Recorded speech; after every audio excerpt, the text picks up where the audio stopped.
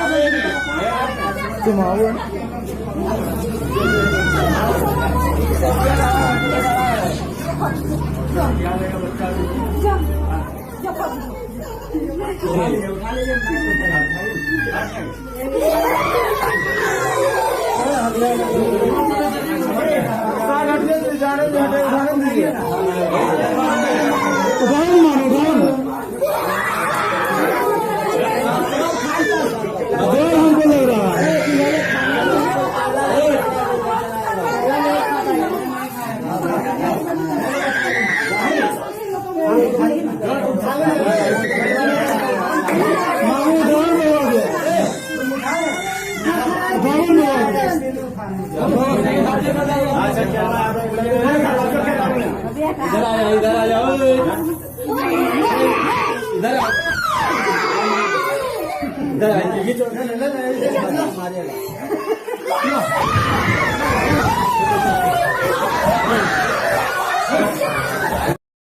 अगर वीडियो देख लिए होंगे तो अच्छा लगा होगा तो चैनल को सब्सक्राइब कर लेना।